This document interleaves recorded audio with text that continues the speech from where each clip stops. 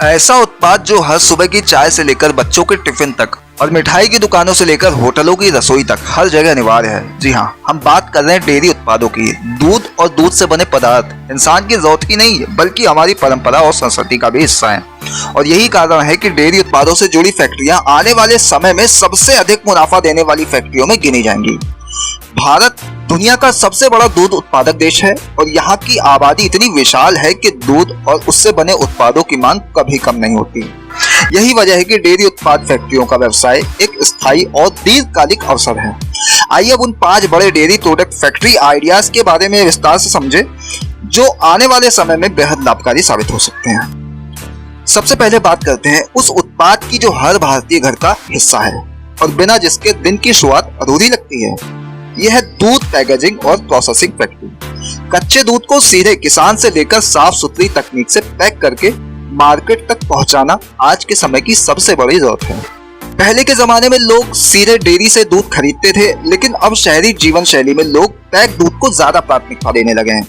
अगर कोई फैक्ट्री दूध को पाश्चराइज करके सुरक्षित पैकेजिंग में बेचती है तो ये एक स्थायी और मुनाफेदार कारोबार बन सकता है। इसमें शुरुआत भले ही थोड़े बड़े स्तर पर करनी पड़े, लेकिन एक बार सिस्टम सेट हो जाए तो रोज का कैश फ्लो लगातार बना रहता है। अब आते हैं दूसरे उत्पाद पे जो दूध से ही बनता है और भारत की हर थाली का स्वाद इससे बढ़ता है।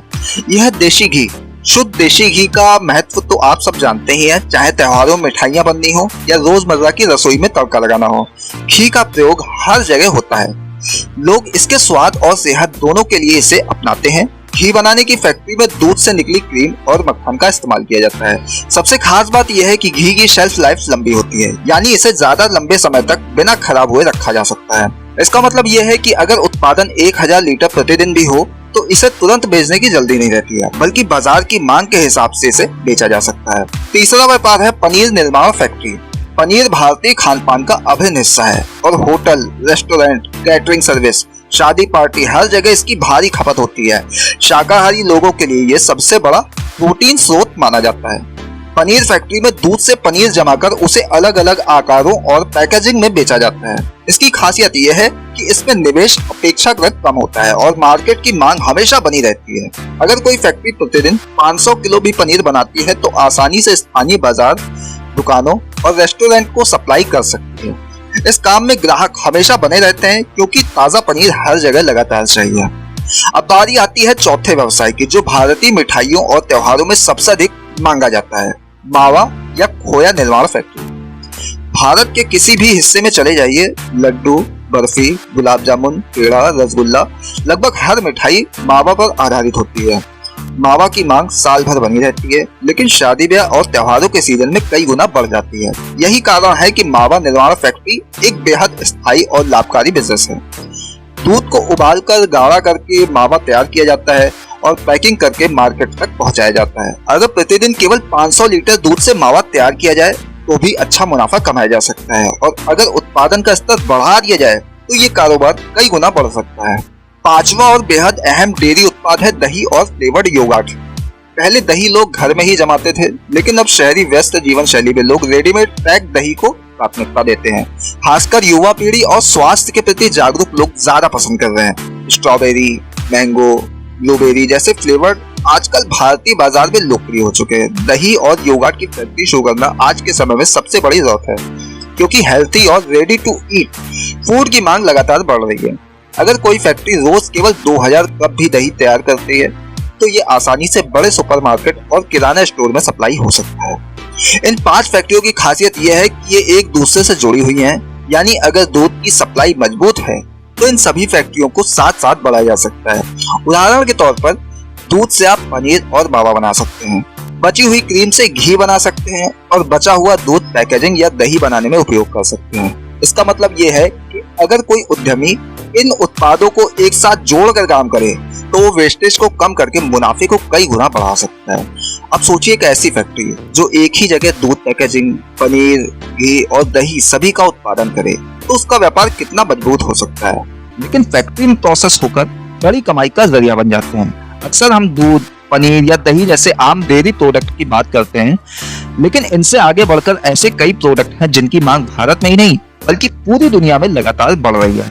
यही वजह है कि छोटे स्तर से शुरू करके भी इन फैक्ट्रीज को बड़ा बनाया जा सकता है और हर महीने मजबूत मुनाफा कमाया जा सकता है। सबसे पहले ये समझिए, रोज सुबह बच्चों के हाथ में जो दूध वाला ड्रिंक पैक होता है या बड़ों की डाइट में शामिल प्रोटीन पाउडर, क्या ये सब सीधे खेत से आता है?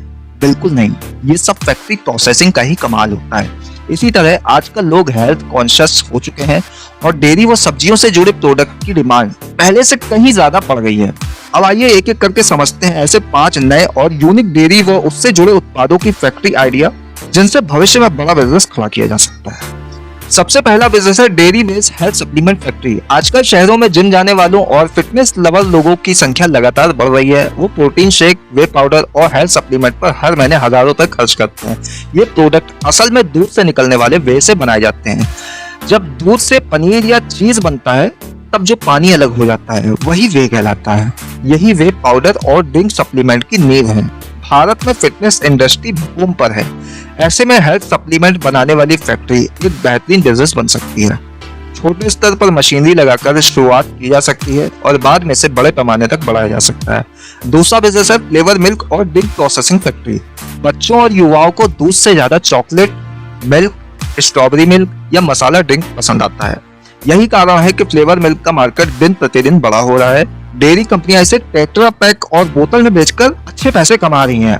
अगर कोई नया उद्यमी इस क्षेत्र में आता है तो वो भी अलग अलग स्वाद और हेल्दी वर्जन जैसे हल्दी मिल्क, केसर मिल्क या चॉकलेट प्रोटीन ड्रिंक लॉन्च करके बड़ी मार्केटिंग कर सकता है। इस बिजनेस की खासियत ये है कि दूध की खपत बहुत बड़े स्तर पर हो जाती है और फैक्ट्री की मशीनें लगातार काम करती रहती हैं। तीसरा बिजनेस है आइसक्रीम और फ्रोजन डेजर्ट फैक्ट्री। गर्मी हो या सर्दी, आइसक्रीम का स्वाद हर मौसम में लोगों को भाता है। आइसक्रीम इंडस्ट्री भारत में 1000 करोड़ से भी ज्यादा की है और इसमें अभी भी नए खिलाड़ियों के लिए बहुत गुंजाइश है। छोटे स्तर पर आइसक्रीम फैक्ट्री शुरू करके लोकल मार्केट को टारगेट किया जा सकता है और जैसे जैसे डिमांड बढ़ेगी वैसे ही स्केल भी बढ़ाया जा सकता है। खास तौर पर गांव और छोटे कस्बों में लोकल आइसक्रीम ब्रांड्स बहुत तेजी से पॉपुलर हो रहे हैं। अब चौथा आइडिया थोड़ा हटकर है, यानी ग्रीन मटर प्रोसेसिंग और फ्रोजन पैकेजिंग फैक्ट्री। जी हाँ, ये भले ही थोड़ा सा डेयरी से अलग लगता हो, लेकिन दरअसल ये भी उसी तरह प्रोसेसिंग इंडस्ट्री का ही हिस्सा है, जहाँ ताजी चीजें लंबे समय तक स्टोर करने लायक बनाई जाती हैं। ग्रीन मटर यानी हरी मटर हर घर की जरूरत है, लेकिन ये केवल ठंड के मौसम में ही मिलती है। फैक्ट्री लेवल पर इसे छीलकर साफ किया जाता है, फिर ब्लांचिंग और फ्रीजिंग करके इसे पैक कर दिया जाता है। ये पैक मटर पूरे साल भारत में बिकती है और इसकी डिमांड लगातार बनी रहती है। छोटे स्तर की यूनिट से शुरुआत करके भी इसे बड़ी सप्लाई चेन से जोड़ा जा सकता है। पांचवा और बेहद खास आइडिया है ऑर्गेनिक घी और बटर फैक्ट्री।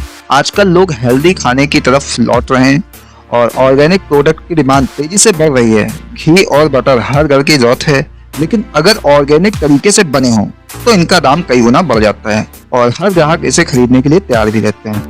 अगर कोई उद्यमी छोटे स्तर पर गांव से किसानों से दूध लेकर ऑर्गेनिक घी और बटर प्रोसेसिंग शुरू करता है तो वो इसे छोटे शहरों और ऑनलाइन प्लेटफॉर्म पर प्रीमियम रेट में बेच सकता है। इन पांचों आइडिया की खासियत ये है कि ये केवल सामान्य डेयरी तक सीमित नहीं है, बल्कि इनके जरिए आप बड़े स्तर पर मार्केट से जोड़ सकते हैं। चाहे वो फिटनेस इंडस्ट्री हो, बच्चों का मार्केट हो, फ्रोजन फूड इंडस्ट्री हो या ऑर्गेनिक प्रोडक्ट, हर जगह इनकी डिमांड लगातार बढ़ रही है। कल तक जो दूध सिर्फ चाय और दही तक सीमित था, वही आज health supplement, ice cream, flavour milk और ऑर्गेनिक प्रोडक्ट बनकर अरबों की इंडस्ट्री का हिस्सा बन चुका है।